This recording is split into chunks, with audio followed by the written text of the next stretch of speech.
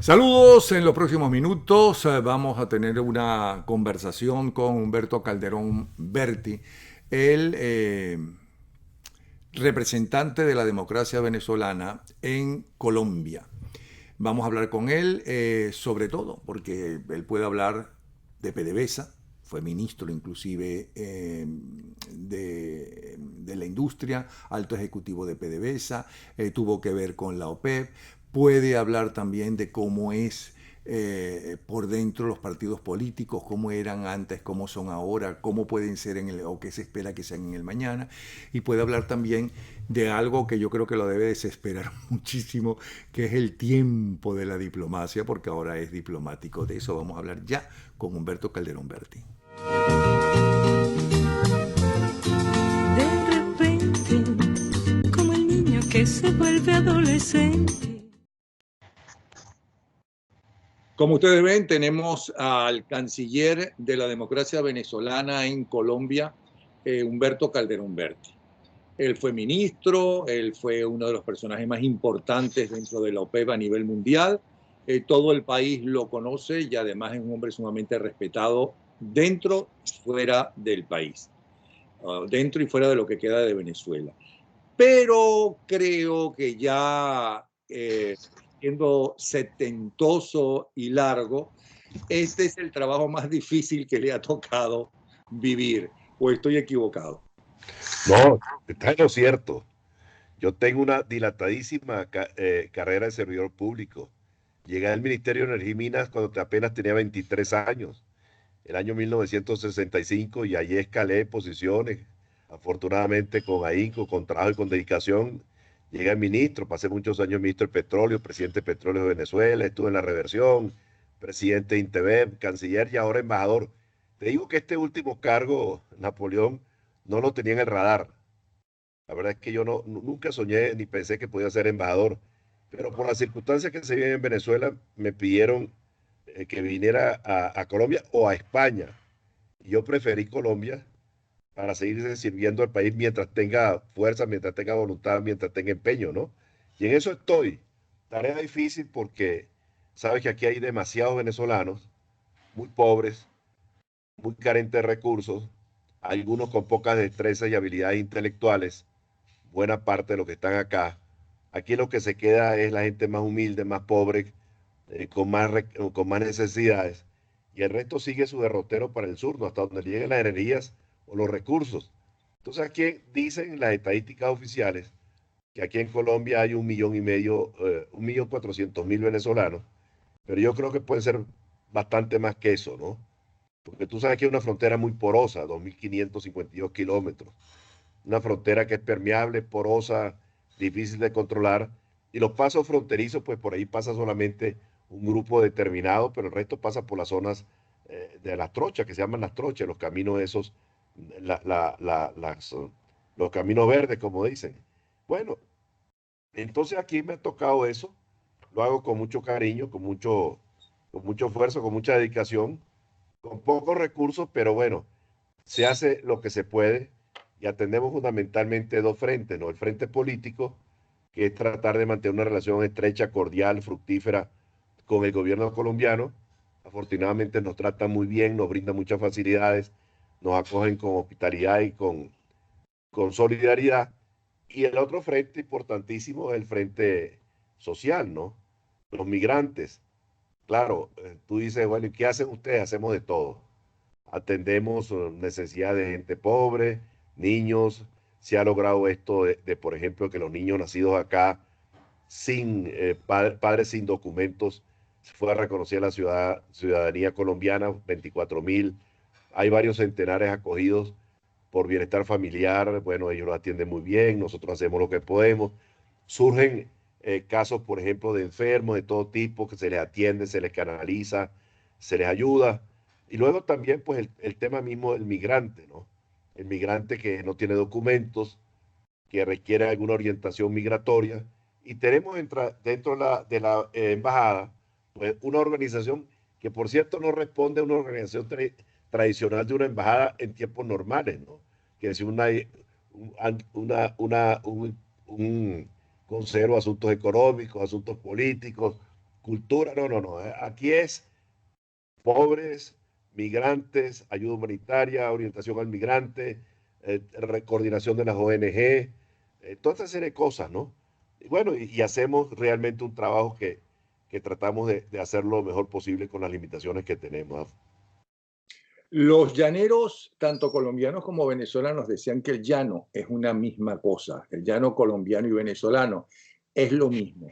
Creo que con la actitud no solamente de la presidencia colombiana, y es impresionante la admiración que le tiene Duque a Juan Guaidó.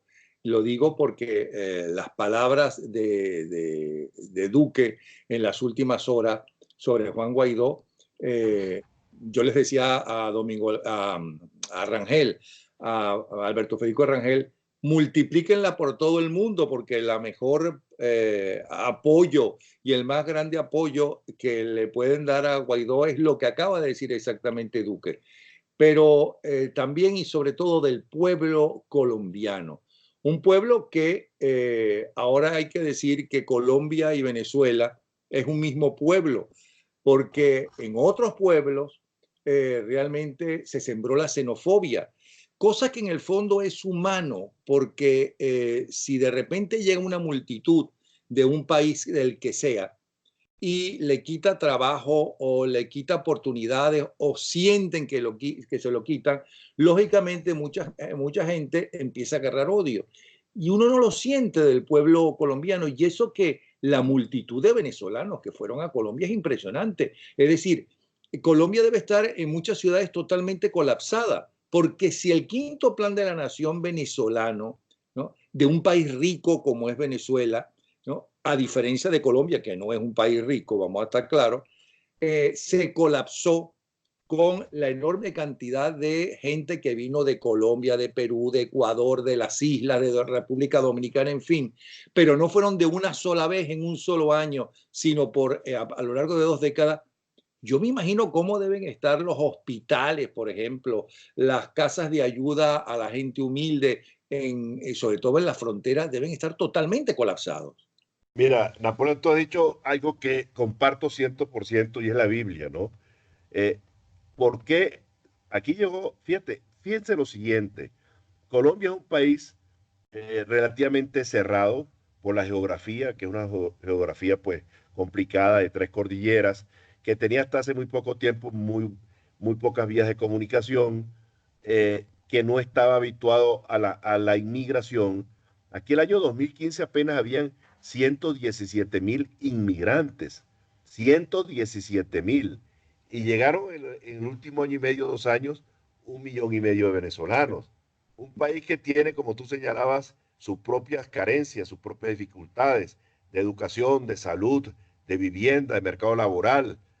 Y aún así hemos sido acogidos con una gran hospitalidad, generosidad, solidaridad, que hay que reconocer y que nosotros tendremos que agradecer infinitamente. Y la gran pregunta que uno se hace, y tú mismo te la hacías, ¿por qué esto ha sido así? Bueno, esto tiene varias explicaciones.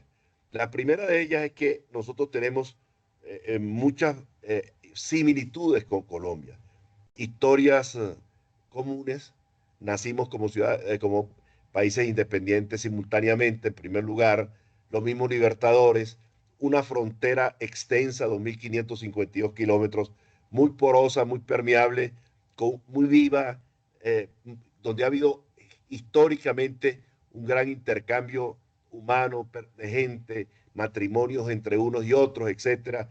Y es muy frecuente encontrar en la frontera gente con las dos nacionalidades, porque realmente las fronteras geográficas son cosas políticas, son cuestiones realmente artificiales en el fondo, ¿no? Y la gente pues tiene ese vínculo. Pero también ha ayudado mucho algo que tú señalabas, y es que Venezuela, a diferencia de Colombia, es un país crisol de nacionalidades, muy abierto, que ha tenido durante muchísimos años unas corrientes migratorias muy fuertes. Nosotros tuvimos una guerra de independencia distinta a la colombiana. Aquí hubo 2 guerras, perdón, dos batallas, Pantano de Vargas y Boyacá, y unas escaramuzas. Eso fue un año. Nosotros tuvimos 10 años guerreando. Eso acabó con 1/3 de la población venezolana. La élite intelectual, política, económica, social de Venezuela prácticamente desapareció porque participó mucho en la guerra, fue muy cruelmente perseguida por un lado y por el otro, etcétera. Entonces se acabó todo aquello. Y pasaron muchísimos años sin que en Venezuela hubiesen inmigrantes, porque el siglo XIX venezolano fue un siglo tumultuoso, de guerras civiles, de revoluciones, Y de etcétera, un país pobre, porque y un Venezuela es país un país muy pobre. pobre, que lo que tenía era café, cacao, añil y un poco de ganado de pieles y pluma de garza en el llano. Entonces, ¿quiénes se aventuraron a venir a América? Los italianos, los helvanos, y la delva y los corsos. Los italianos, los helvanos se radicaron en los Andes, son todos estos apellidos, entre ellos el mío Berti, que se radicaron allá en los Andes del siglo XIX, buscando que los pocos que ven en Venezuela café, y en el oriente buscando que cacao, que Río Caribe, Carúpano y de esa zona de por allí. Los primeros inmigrantes del siglo XIX, del siglo XX, perdón, fueron los republicanos españoles, perseguidos por el franquismo, que eran catalanes y vascos, gente intelectualmente valiosos que hicieron mucho por Venezuela, por cierto, pero que no eran tampoco numéricamente una cosa gigantesca. Y vinieron los judíos, que no querían aceptar en la Segunda Guerra Mundial, que no lo aceptaban en ninguna parte, En el se mundo, radicaron y en Venezuela es Venezuela. aceptada. Claro, eso que fue, inclusive un barco que anduvo por todo el Atlántico dando vueltas, y en Venezuela el general López Contreras lo recibió. La primera gran migración en Venezuela fue la de la posguerra de la Segunda Guerra Mundial, que vinieron italianos, españoles y portugueses, alguien un poco del norte de Europa y del este. Y luego, la otra gran migración fue la que tú señalabas anteriormente, del gran crecimiento económico de los años 70, cuando el aumento de los precios del petróleo, el Plan 4 de Sidor y toda esta serie de cosas. Pero ahí vinieron los vecinos, colombianos, ecuatorianos, peruanos, y los perseguidos por las dictaduras del sur, argentinos, chilenos y uruguayos. Entonces Venezuela, esto es habitual en Venezuela. Nosotros no hemos tenido nunca xenofobia porque todos somos extranjeros, de una forma u otra. ¿Entiendes? El caso colombiano es distinto. No habituado, pero no hay brotes protuberantes de xenofobia. La explicación está en lo que yo te acabo de señalar anteriormente. Ese intercambio del 1,5 millones de migrantes venezolanos, hay medio millón que eran colombianos que estaban ahí y se regresaron. Sí, pero fíjese una cosa a favor del el trato que la mayoría de los colombianos le da a los venezolanos. Primero, Colombia es un país violento, vamos a estar claros, donde la violencia tiene muchas décadas. Eso por un lado. Y esa violencia no se siente a los venezolanos.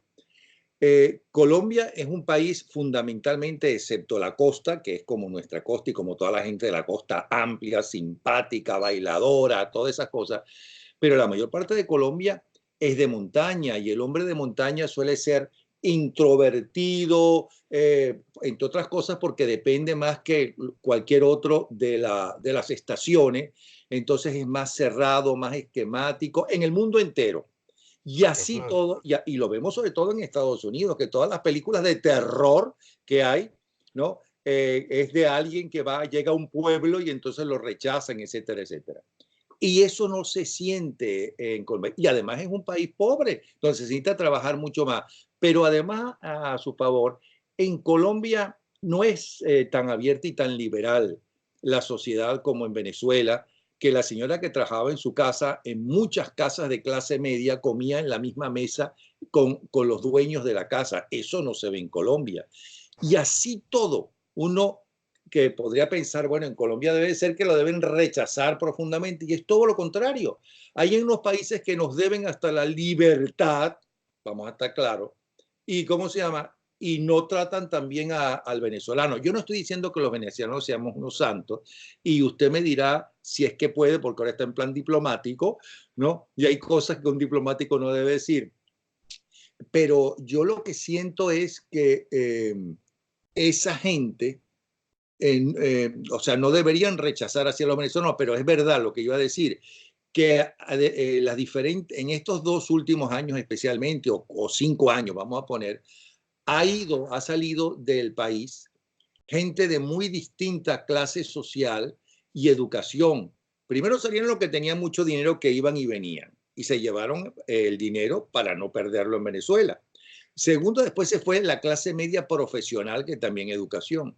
Luego se fue la clase humilde, pero después se fue todos estos jóvenes que se formaron en la época de la llamada revolución, que es una involución, y que tuvieron una pésima educación, donde no había control, donde no había justicia, donde no entienden nada de eso.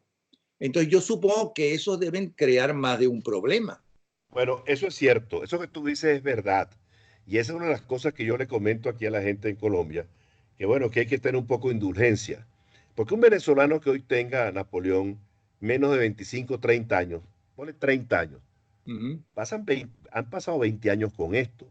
¿Qué llamo yo esto? No hay institucionalidad, no hay respeto a las leyes, no hay respeto al prójimo, todos son derechos, no obligaciones, no hay concepto de ciudadanía. Y esto no es Se fácil, ¿ah? sembró el odio a los demás, Claro, aquello de que claro, ser rico es malo. No, mira, ser rico no es malo. Lo que es malo es ser ladrón, delincuente, narcotraficante, asesino. Eso es ser malo, pero ser rico absolutamente. Entonces, esta es muy gente que bueno. llega a este país, que es un país con instituciones, con un gran respeto por las leyes, a pesar de la violencia y todos los tumultos que han tenido, pues para ellos es un shock.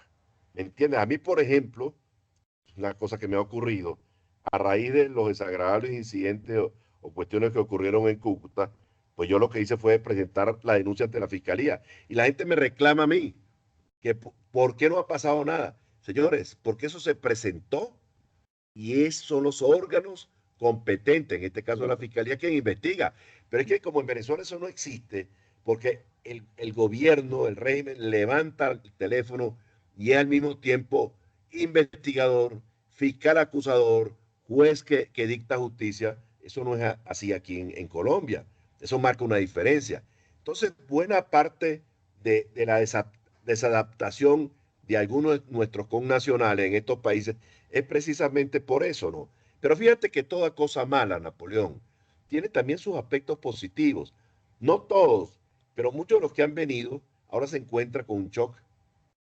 Hay leyes, hay respeto, claro, y entonces eso va al final a ayudarnos en la reconstrucción, porque ellos vieron otros países, otras costumbres, otras idiosincrasias, otras maneras de actuar, y eso va a ayudar en Claro. Venezuela para la reconstrucción. Eso es lo positivo de todo esto.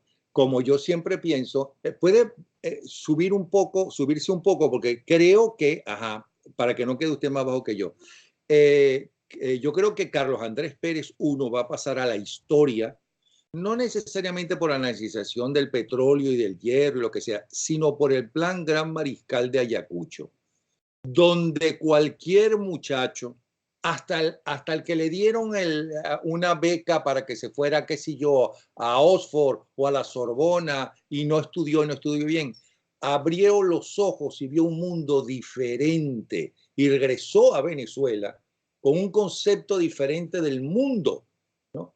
Eso en parte, pero claro, en ese momento no era el sufrimiento, sino todo lo contrario.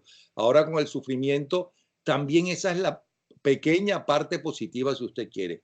Pero lo bueno de estar conversando con usted, Calderón Berti, es que nos puede hablar de PDVSA y el problema de la industria petrolera, como de la meritocracia, que era un avance en el mundo entero, porque creo que la solución a toda esta crisis que hay de todo tipo, incluyendo la política en el mundo entero, es que hay que imponer la meritocracia, para empezar. Puede hablarnos de cómo usted fue ministro, pero también participó en el Partido Social Cristiano Copey. O sea, nos puede hablar de qué pasó con los partidos políticos que en los primeros años de la democracia Venezuela creció como nunca había crecido antes, que el pacto de Punto Fijo fue realmente positivo, que la pacificación fue realmente positiva. ¿Qué pasó con las nuevas generaciones que destruyeron los partidos? Y luego hablarnos de ese mundo tan difícil, complicado y tan lento que es la diplomacia. Yo imagino Bueno, que te hablo de estás lo primero. desesperado con ese mundo, con la lentitud de la diplomacia. Te hablo de lo primero, Napoleón. Yo por razones de edad, como la tuya, pues uno ha visto mucho mundo, ¿no? Y cómo fueron evolucionando las cosas. Cuando empezó la democracia, los líderes políticos de todos los partidos era la gente más honorable, los mejores profesionales de los pueblos, de los estados, etcétera. Y aquello fue cambiando en el tiempo. Y entonces los partidos, en vez de estar constituidos en su dirigencia fundamental por gente que le decía cosas a la sociedad, porque se habían preparado, porque tenían formación, porque daban el ejemplo con su comportamiento, fueron progresivamente sustituidos por los aparachic. Los aparachic eran los funcionarios de los partidos que se percataron que no se necesitaba ser muy estudioso, ni muy preparado, ni hacer muy buenos discursos, ni escribir artículos muy sesudos, ni cosas por el estilo, sino controlar a la maquinaria del partido, que no eran 4 millones de cada partido, sino 1.500, 2.000 personas en cada uno de los partidos. Y controlaban a través de esa maquinaria las convenciones nacionales, y entonces los dirigentes genuinos fueron sustituidos por los aparachic, sin formación, sin preparación, sin credenciales y con muy dudoso comportamiento ético y moral. Eso fue lo que ocurrió. ¿Y por Y qué en lo par sustituyeron? ¿Pero por qué fue esa sustitución? porque se percataron que era más fácil, en lugar de estar dando conferencias, escribiendo libros, haciendo discursos, era más fácil controlar, sentarse en la oficina de un partido con una mesa vacía y un teléfono atendiendo a la gente. Y eso fue lo que ocurrió. Eso fue lo que ocurrió. Pero en paralelo también hubo una especie de diseño, de descrédito de la política como actividad del ser humano, de los partidos como instituciones. Bueno, y después aquella descrédito pasó no solamente a los partidos, al Poder Judicial, al Poder Legislativo, a todo el mundo. Todos son pícaros, nadie sirve, todos están absolutamente contaminados, porque fue la prédica, y aquí vino una prédica antipartido, hay que sustituirlos. En lugar de buscar la forma de fortalecer y apuntalar a los dirigentes genuinos, hubo entonces la campaña en contra de todo el mundo. Y bueno, fue una cosa, y eso que originó un vacío Ahora, muy grande. claro, pero usted no siente que eso es lo que está sucediendo, no sé si siempre, pero ahora en el mundo entero. Fíjese, yo estaba viendo Absolutamente. la discusión que tenían los candidatos a ser el candidato electoral de los demócratas. Exactamente igual pasó con los republicanos en su oportunidad. Y en esa discusión entre ellos o por cámara, en lugar de decir yo quiero ser el candidato de los demócratas porque creo que el país necesita esto y esto y esto y esto y esto y esto y esto, se echaban, se insultaban mutuamente, que es un poco mucho lo que sucedió en Venezuela, que los dirigentes políticos iban a la televisión a insultarse mutuamente hasta el punto que nuestro amigo y excelente persona como lo fue el doctor Luis Herrera Campins, por unas declaraciones de Eduardo Fernández, que era uno de los muchachos jóvenes más preparados que tuvo el país, dijo que se acuerde que quien se mete con su familia se arruina, porque por buscar unos votos hasta se metió con el propio gobierno de Luis Herrera. Entonces, la gente escuchaba, este es un ladrón, el otro es un ladrón, no sé qué es un ladrón. ¿Y qué va a pensar la gente? Que todos son una No cuerda de recuerda ladrones, aquella, porque ellos mismos lo decían. claro, y no recuerda aquella magistral frase de Teodoro Pekov que dijo, tú recordarás y Ángela también recordará, que dijo, si todo lo que dicen los adecos, los copianos es verdad, y lo que dicen los copianos de los adecos es cierto, pues ninguno de los dos merece gobernar. Pero si esa Porque fue fue la una especie, campaña del MAS, ese fue una claro, campaña del MAS esa frase. así es. Pero fíjate, eso que tú dices se está presentando en todos los países. Y eso al final del día es muy malo para la democracia. Yo no creo que se deben tapar las cosas. La prensa tiene que tener libertad. Está obligada a ventilar las cosas, que la gente se entere. La libertad de expresión es fundamental en todo esto. Pero lo que es muy dañino es ese estado de permanente enfrentamiento entre los partidos políticos, de descrédito permanente de unos con otros, ese estado de crispación colectiva que se está observando en otros países. Aquí en Colombia se está observando eso. Y yo recuerdo, pero perfectamente bien, que cuando empezó el régimen de Chávez en Venezuela, nosotros decíamos, Venezuela no es Cuba, pero es que eso se aplica a cualquier otro país. Tú podrás decir ahora, no voy a referirme a Colombia porque es el país donde yo estoy, ¿no? Evidentemente, y ejerzo funciones diplomáticas y por No, que poder los hacer. mexicanos digan México no es Venezuela. Así es, eso es. México no es Venezuela. Ningún partido, ningún país está vacunado contra eso. Y fíjate que se cometió otro error, y no eso, y no porque a mí me afectó en lo personal, pero porque está bien, ocurrió, que fue aquello de que pasaron al retiro a la gente que se ha formado, a la gente que había estudiado, a la gente que se ha preparado durante muchísimos años para conducir los destinos del país. Entonces, todo aquel que tenía más de 40, de 50, 60 años fuera.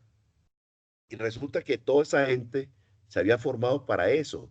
Nos llevaron de la mano, estudiando, formándonos, etcétera. Y de pronto nos vimos que todos estábamos fuera.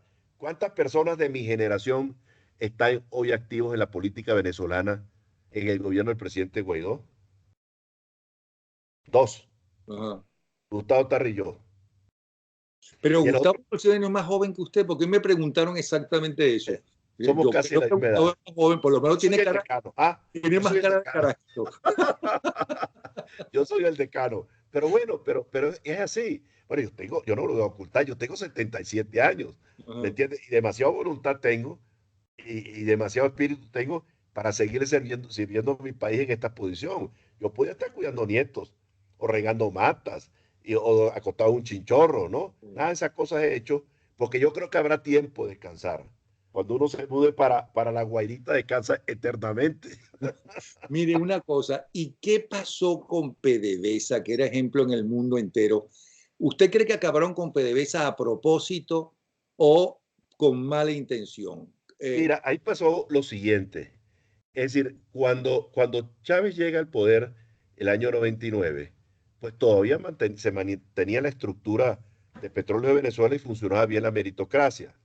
Pero Chávez se percató desde el inicio, yo creo que muy influido por los cubanos, de que para ellos poder hacer con PDVSA lo que ellos aspiraban de hacer, no podía estar al frente de PDVSA la gerencia profesional que estaba allí, porque eso iba a ser un muro de contención. Es que Chávez, esto no fue Napoleón, una cosa al voleo ni al...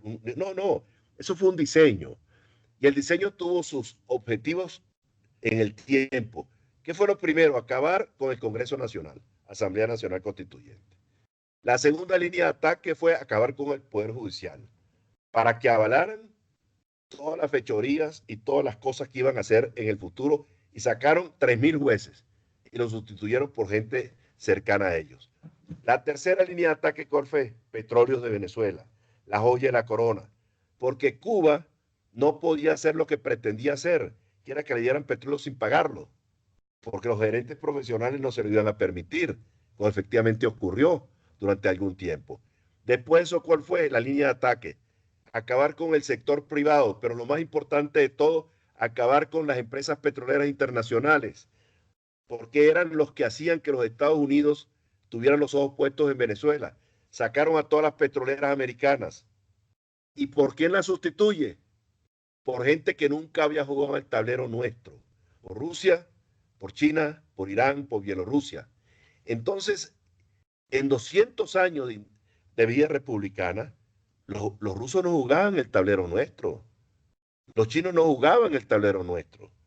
La gente del Medio Oriente no jugaba en el tablero nuestro.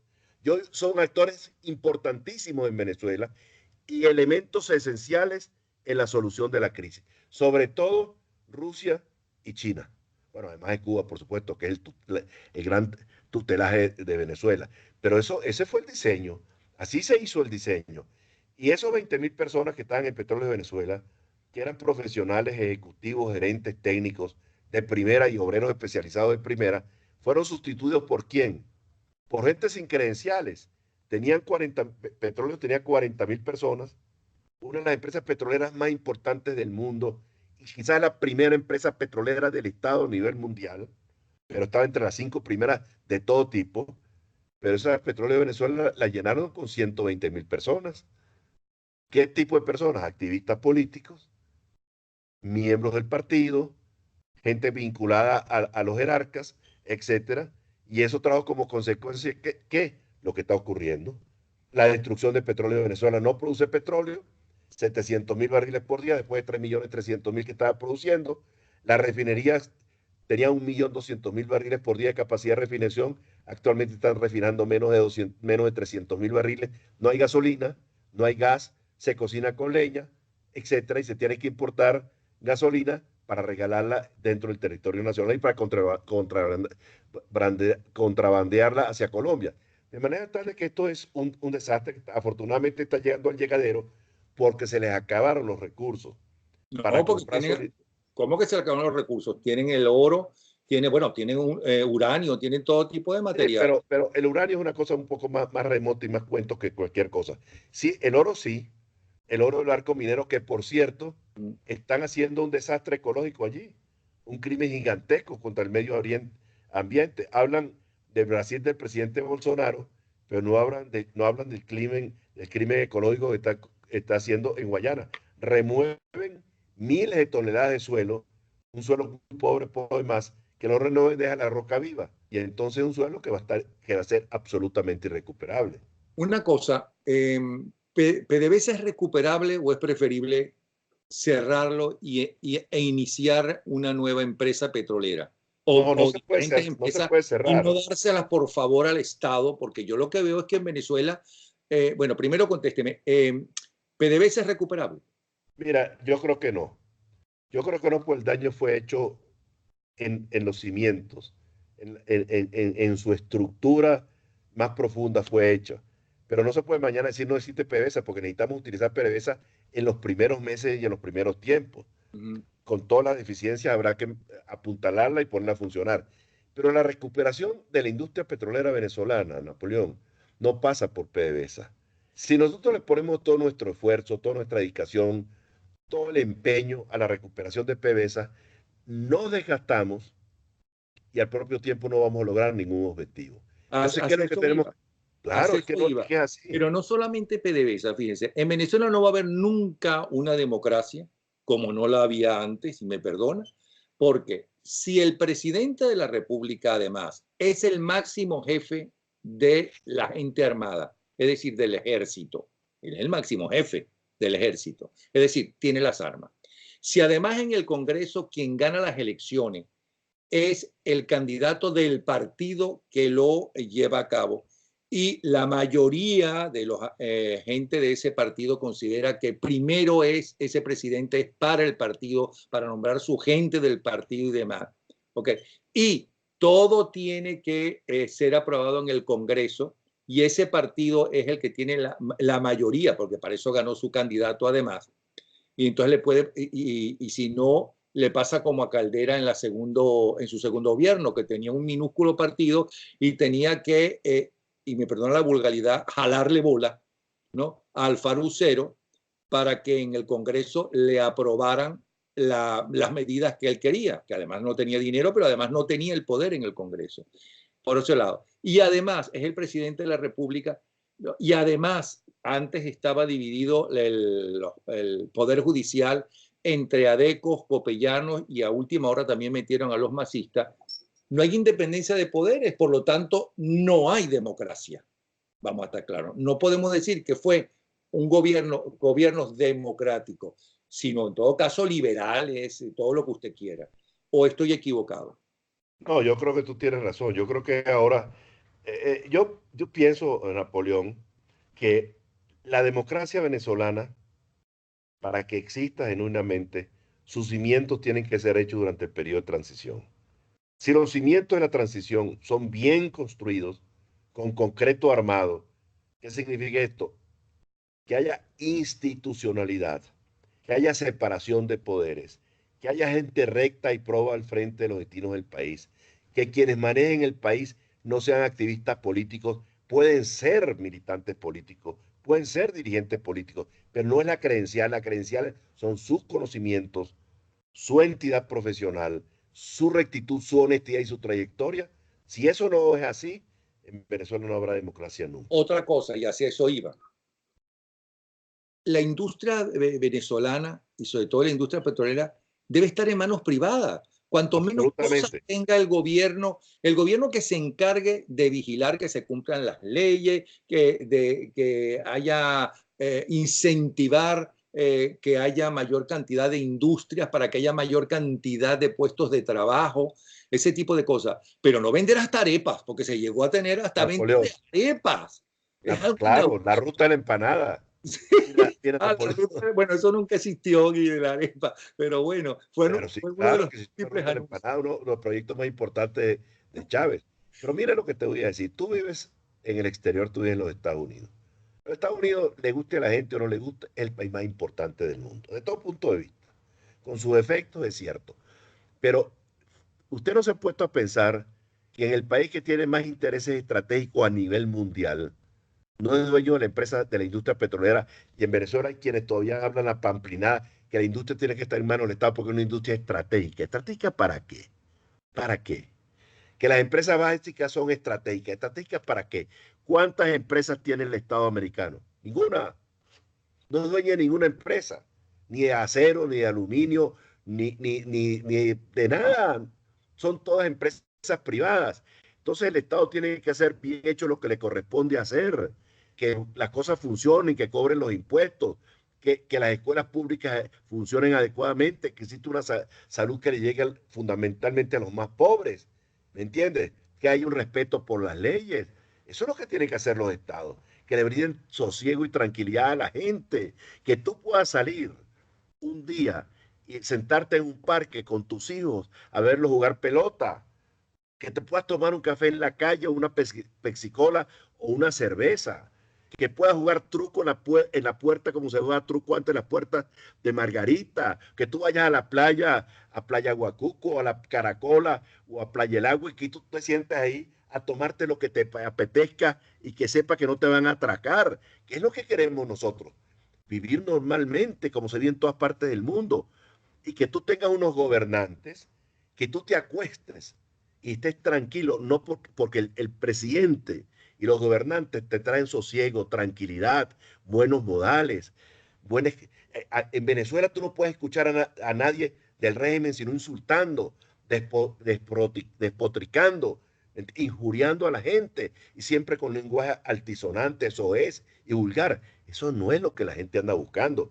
Yo quisiera vivir, yo, a la edad que tengo, mis últimos años de la vida en un país que sea normal, no el centro del universo, un país normal, donde tú puedas hacer una vida cotidiana normal, como ocurre en muchas partes del mundo, que tú vayas a un parque, que tengas tranquilidad, que visites a un amigo, que si te apetece salir a las 10 de la noche de la casa del amigo, tú no tienes que salir despavorido a las 7, a las 7, porque te van a atracar, que es lo que está pasando hoy en Venezuela. Tú no puedes vivir en un país donde lo que tú te comunicas por el WhatsApp de los chats familiares, se fue la luz, llegó la luz, se fue, en el Atillo, en tal parte, hay agua, no hay agua. No, por Dios, eso no es vida, ¿o no? Claro que no es vida, claro que no Bueno, es vida. eso es lo que está Ahora, viviendo nuestra gente. claro. Ahora otra cosa. Para eso se necesita una buena dirigencia. Yo creo que estaba conversando justamente, y de su casa vengo, por cierto, y ustedes son amigos con el doctor Carlos Ernesto Cañizales. Y él Sí, estaba gracias. diciendo que así como un médico tiene que estudiar años en la universidad y luego hacer un posgrado en pequeños pueblos apartados para que en lo posible tener el conocimiento para que no se le muera un paciente, así como un ingeniero tiene que estudiar, ¿no?, para que no se le caiga el edificio. Bueno, si tú quieres ser un dirigente político, tienes que pasar por una carrera donde te enseñen la historia de tu país, la historia de tu región, la economía básica fundamental, ¿no? Y tienes que pasar por un partido político también para que aprendas cómo son las relaciones y tienes que pasar previamente por la administración pública para saber cómo se maneja desde abajo la administración pública y no llegar a Miraflores, ¿no?, y empezar a aprender en los primeros años a costa de todo el país. Y yo Napoleón, creo eso fue lo que hicieron con nosotros. Eso fue lo que hicieron con nosotros. A nosotros nos llevaron de la mano nuestros formadores. Yo llegué al ministerio de 23 años. Fui ingeniero 1, ingeniero 2, ingeniero 3, ingeniero F1, director y ministro. Fue rápido por esas cosas de la vida, me fue bien, ¿no? por Punto. Pero me capacidad, no formaron. cosas de la vida. ¿Ah? por capacidad, no cosas Bueno, de... porque me dediqué a estudiar y a formarme, Ah, pero me ayudaron en eso. Léete este libro, anda a tal cosa, a escuchar tal conferencia, siéntate aquí, vamos a hablar de este tema, vamos a hablar de esto otro. Porque se nos fueron llevando de la mano. Lo que pasa es que todo eso tú lo vas viviendo en el momento y tú no le das mayor importancia. Pero todo eso se va aquí, al disco duro que todos tenemos en el cerebro. Y eso te va surgiendo en la vida. Y entonces tú dices, ¿por qué yo hago esto así? ¿Y por qué tengo esta reacción? ¿Por qué tengo este comportamiento? Porque eso te lo metieron cuando eras niño, cuando eras muchacho, cuando eras estudiante, la gente que te formó, o el cura, o el profesor, etcétera. Y eso es lo que te norma en la vida. Entonces tú en la vida, lo que vas sacando progresivamente de tu cerebro, de tu disco duro, es lo que recibiste en todo ese andanar que es la vida del ser humano. Es así. Pero es que ahora no, ahora no, ahora parece ser que hay que ser vivo para enriquecerse trabajando lo menos y ganando lo más que se pueda, o robando. Eso no, antes no era así, Napoleón, antes no era así. antes no era así, ¿cuándo era antes? Bueno, cuando a mí me formaron, O yo sea, lo decía el está otro día, hablando de los años 50 y 60. eso es, sí, sí, hasta los años 70 es verdad. Yo recuerdo que yo trabajaba en el Ministerio de Energía y Minas en esa época, Minas y Hidrocarburos, y el ministro era Pérez Guerrero, era Valentín Hernández, era José Antonio Mayobre. Y los jefes míos eran con su ejemplo diario, con su comportamiento habitual, nos estaban enseñando cómo había que actuar en la vida. Ok, entonces esa junta de gobierno que supongo si cae esta gente habrá en Venezuela, ¿no? Transitoria, ese gobierno transitorio que empieza a arreglar las cosas y demás. ¿Qué debería hacer con los partidos políticos para volverlos a actualizar y para que sean la vanguardia de la sociedad que antes era y que hoy no entienden a la sociedad y da la impresión que en el mundo entero no lo están entendiendo porque su tiempo, al igual que con la diplomacia, su tiempo es más lento y todas estas tecnologías y todos estos cambios, ¿no?, que ha vivido el ser humano con la tecnología todavía parece que no lo ha percibido. Y lo digo por cosas tan sencillas como que todavía en este mismo país, en los Estados Unidos, más de un dirigente político ha agarrado las fotos que se hacen en el teléfono y le han mandado al amante, ¿no?, sus fotos desnudos o en interiores. Y ha salido un escándalo mundial y han tenido que renunciar. Eso significa que ni siquiera, no hablemos de la moral, que ni siquiera saben cómo manejar la nueva tecnología y que eso puede caer en manos de cualquiera. Así ¿Cómo es. se hace con la dirigencia política joven? Que además, si algo tienen los jóvenes que yo he sentido ahora, esa dirigencia, es que saben de la Constitución, es que hablan de la Constitución, es que saben los artículos de la Constitución. Pero una cosa es la teoría y otra cosa es la práctica. ¿Cómo se les enseña, cómo se les ayuda para que Venezuela sea lo que tiene que ser, una tacita de plata de América? Mira, te cuento, Napoleón. Yo creo que por aquí pasa mucha gente, por Colombia pasa muchísima gente. Y pasan todos los dirigentes jóvenes. Y bueno, y como yo ya estoy mayorcito, pues la gente me pregunta y yo les comento y les digo cosas. Le digo, mira, ustedes tienen que ponerle un empeño muy grande a su formación política, a su formación profesional, para que el día que sean servidores públicos lo puedan hacer con probidad y con competencia, o con competencia y con probidad, porque las dos cosas tienen que ir juntas. Porque si no, no van a brindarle un servicio adecuado al país. Ahora, por supuesto, esto toma tiempo. Esto no es de un día para otro. Esto toma tiempo. Los partidos tienen que tener sus escuelas de formación, como decían antes, de políticas públicas. Que la gente cuando llega a tener la responsabilidad de gobierno, sepa por dónde ir. Y no puede pretender la gente que va a llegar a ministro sin haber hecho absolutamente nada en la vida. Esto tiene que tener una carrera, un desenvolvimiento, un desarrollo profesional para que cuando lleguen a las altas funciones, pues sepan qué es lo que van a hacer. No se puede llegar a ser ministro para aprender, ¿me entiendes? Toma muchos años de aprendizaje, de estudio, dedicación, etcétera, para poder dar unos buenos resultados.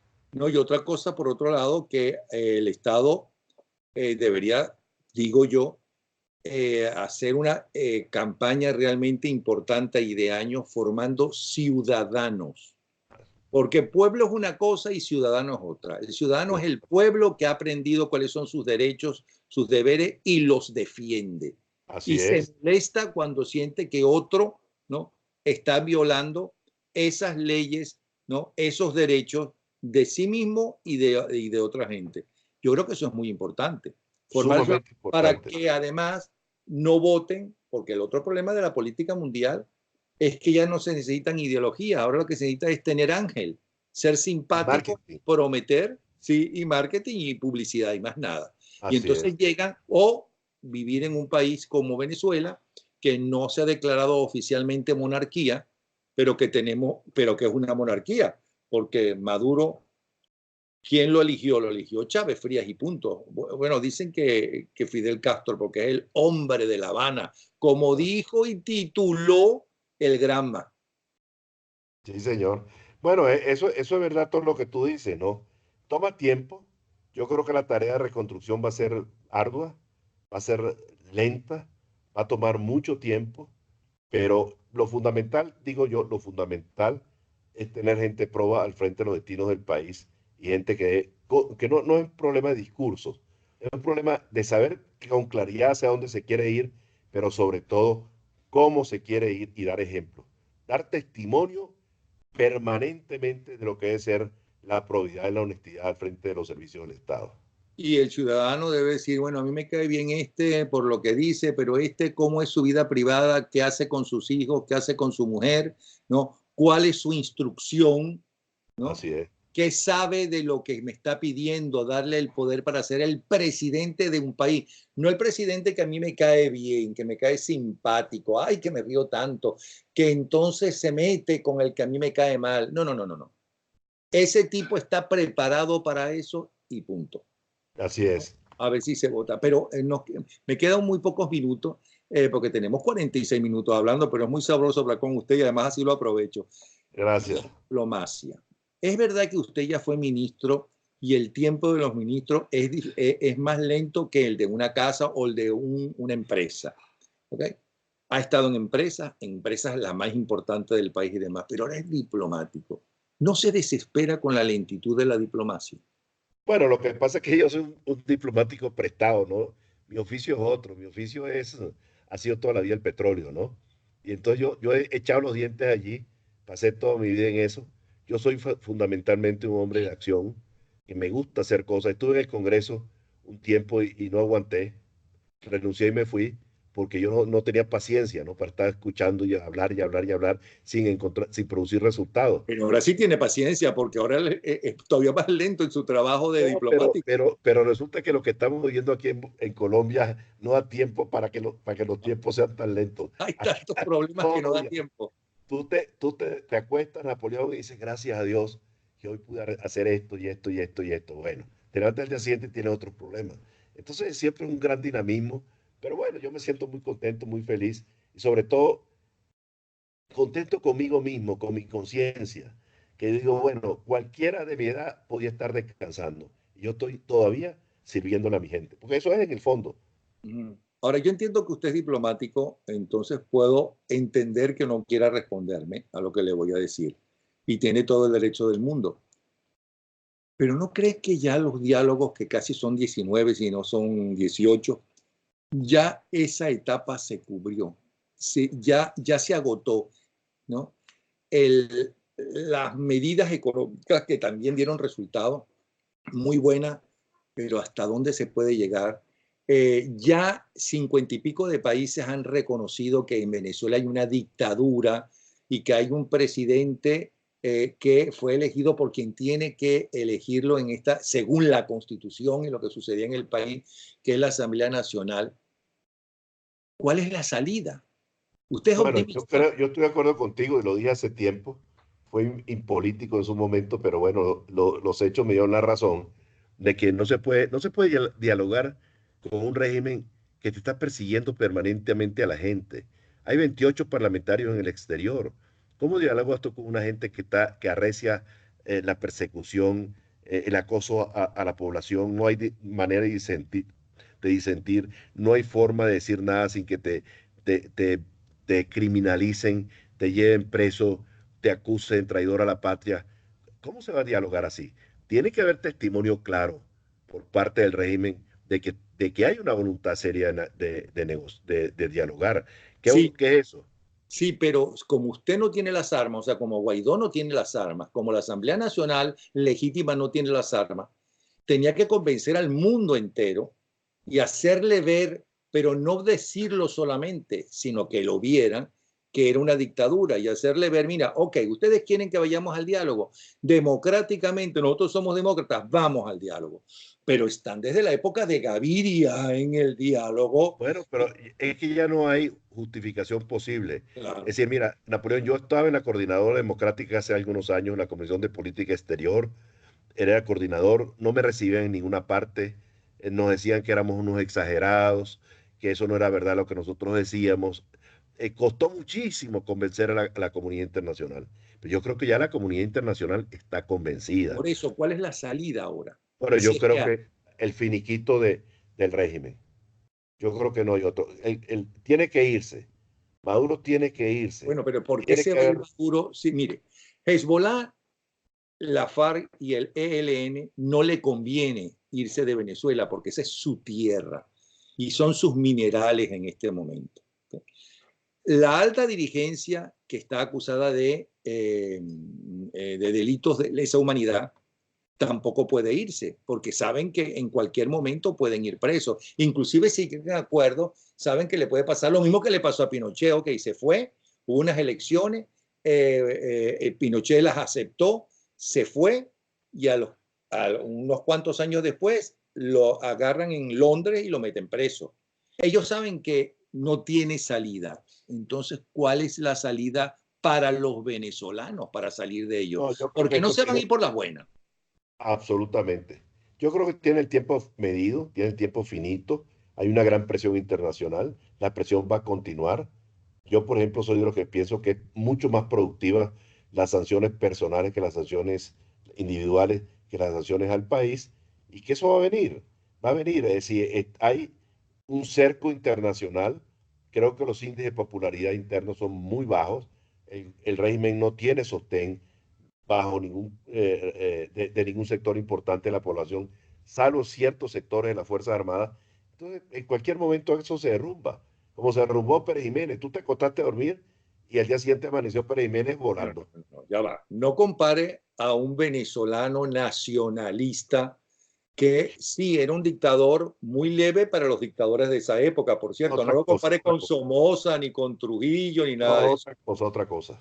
Y Pérez Jiménez se fue porque su prioridad no era el poder, sino era el país.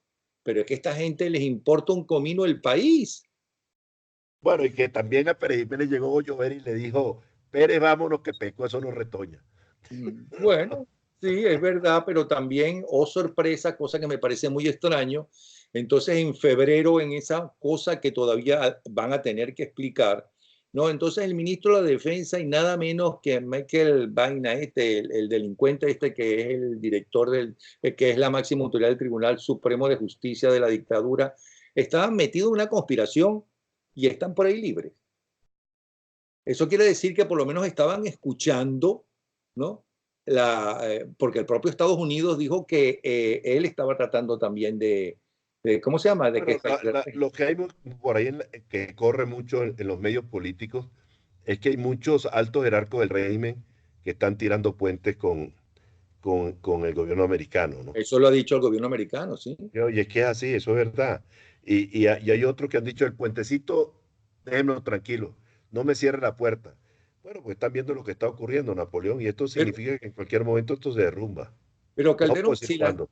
las armas que sostienen a Maduro, y dígame si estoy equivocado, no es la Fuerza Armada. En todo caso serán los generalotes. Las armas son las de la FARC, el ELN, que sí saben hacer guerra porque tienen décadas enfrentados a un gobierno, a una fuerza militar que sí sabe de lucha contra los guerrilleros, como es la colombiana, ayudada, por cierto, por los norteamericanos, y Hezbollah.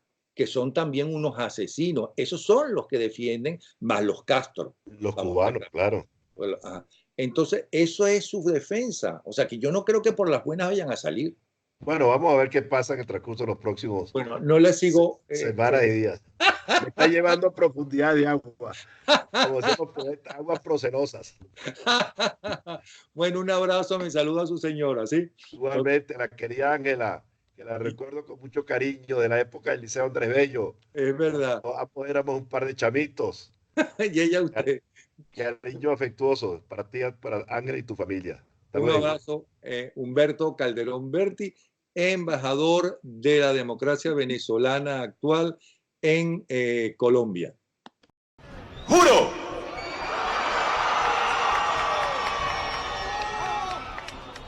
Asumir formalmente las competencias del Ejecutivo Nacional como el presidente encargado de Venezuela.